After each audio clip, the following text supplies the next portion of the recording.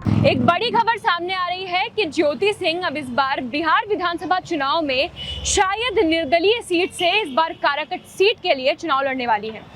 अब इस पूरे मामले में सबसे बड़ा प्रश्न ये उठता है कि क्या वो निर्दलीय सीट से चुनाव सच में लड़ेंगी या फिर किसी विशेष पार्टी से जुड़कर ये चुनाव लड़ने वाली है। इस वीडियो में हम लोग बात करेंगे कि ये जो पवन सिंह और ज्योति सिंह का जो मामला है वो बिहार विधानसभा चुनाव जो आ रहा है, जो सर पर है, उस पर कैसे प्रभाव डालने वाला है और साथ ही में जानेंगे कि पूरा मामला की शुरुआत कैसे हुई थी। नमस्कार, मैं हूं कनिका शुक्ला और आप देख रहे हैं अनादि टीवी यूपी। आपको बताते हैं कि पवन सिंह ने 2008 में पहली शादी नीलम नाम की एक लड़की से की और 2018 में उनकी दूसरी शादी होती है ज्योति सिंह से।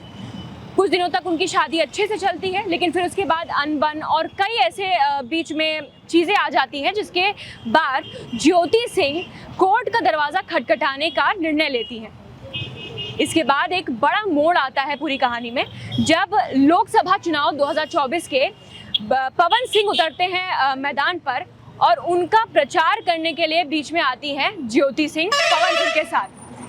तो ज्योति सिंह पवन सिंह के साथ मिलकर काराकट सीट से ही लोकसभा चुनाव के लिए वहां पे प्रचार करना शुरू करती हैं और हालांकि पवन सिंह उस चुनाव में हार जाते हैं, लेकिन उनका जो प्रचार करने का तरीका था, लोग काफ़ी प्रभावित हुए थे उनसे।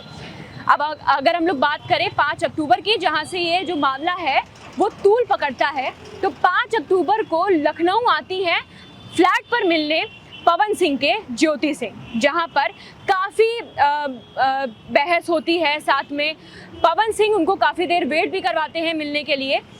और आगे आपको बताते हैं कि जब वहां पहुंचती हैं ज्योति सिंह फ्लैट पर, लगभग 1.5 घंटे की बातचीत पवन सिंह से होती है, जिसके बाद पवन सिंह वो फ्लैट छोड़कर चले जाते हैं और ज्योति सिंह वहीं रुकती हैं। जिसके कुछ देर बाद एक वीडियो ज्योति सिंह डालती हैं अपनी पोस्ट पर, सोशल मीडिया पोस्ट पर, कि उनके खिलाफ एफआईआर की गई है पवन सिंह के ज़रिए। और उस एफआईआर के बाद वो रोते हुए एक वीडियो ये डालती हैं कि पुलिस उनको लेने आई है और साथ ही में वो परेशान हो चुकी हैं, ये जो मामला चल रहा है उसके चलते वो जहर खा लेंगी, वहीं से उनकी लाश अब इस घर से बाहर जाएगी। इन सब के बाद ट्रोल शुरू हो जाते हैं, पवन सिंह को घेरना शुरू कर देते हैं ज्योति सिंह के समर्थक, और जो पवन सिंह के समर्थक हैं वो आपस में लड़ जाते हैं। सोशल मीडिया पर ये लड़ाई देखने को मिलती है। कई ऐसे पुराने केसेस भी हैं जो पवन सिंह के खुल के आते हैं। ये मामला शुरू तब हुआ था जब लोकसभा चुनाव के बाद पवन सिंह की एक लड़की के साथ होटल में जाते हुए फोटो मिल जाती है और उसके बाद जो ज्योति सिंह है उनके बीच पवन सिंह के साथ अनबन बढ़ जाती है। इसके बाद डिवोर्स का जो केस है वो भी चल रहा होता है, लेकिन उसके खैर कोई खास असर नहीं पड़ता। आपको ये भी बता देते हैं कि 5 अक्टूबर को लखनऊ आने से पहले 3 अक्टूबर को एक वीडियो भी ज्योति सिंह पोस्ट करती हैं सोशल मीडिया पर कि मैं लखनऊ आ रही हूँ और मैं अब आपसे शांतिपूर्वक बात करना चाहती हूँ इस मुद्दे को लेकर। लेकिन उसके बाद भी यहाँ पर काफ़ी हंगामा मचता है और साथ में एफआईआर और जो भी आरोप लगाए गए ज्योति सिंह द्वारा, उसके बाद एक पवन सिंह की वीडियो पोस्ट होती है जिसमें वो बताते हैं कि ऐसा कुछ नहीं था, सुबह से पुलिस वहाँ मौजूद थी और उनके द्वारा कोई एफआईआर नहीं कराई गई। ये खाली अटकलें हैं जो लगाई जा रही हैं, ये खाली आरोप हैं जो उनके ऊपर थोपे जा रहे हैं। अब सबसे बड़ा मोड़ ये आता है कि जो बिहार विधानसभा चुनाव सर पर है, तो 11 अक्टूबर को एक पोस्ट करते हैं पवन सिंह और बता देते हैं कि अब वो चुनाव नहीं लड़ने वाले इस बार।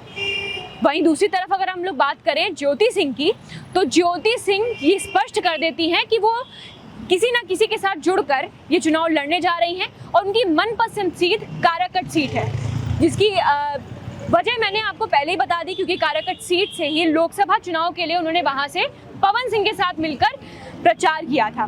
तो लोग वहां पर उनको काफ़ी अच्छे से जानते हैं और उनको काफ़ी अच्छे जो चुनाव के नतीजे वहां से मिल सकते हैं। इसी वजह से वो काराकट सीट उनकी मनपसंद सीट है, वहीं से वो लड़ना चाहती हैं।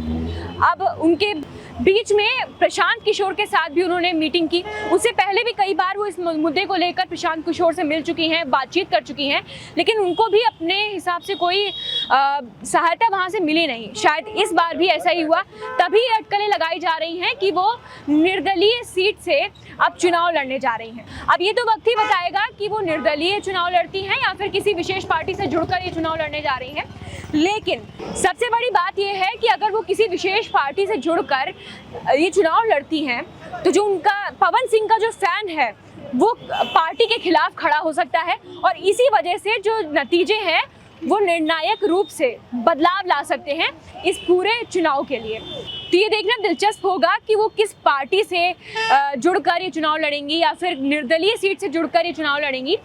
लेकिन ये बात तो तय है कि ये जो मोड़ है वो मनोरंजन और जो राजनीति है उसके बीच में एक बड़ी दरार बनकर पैदा हो गया है, क्योंकि यहाँ पर पॉलिटिक्स और लोगों के फैंस एक साथ आमने सामने खड़े हैं।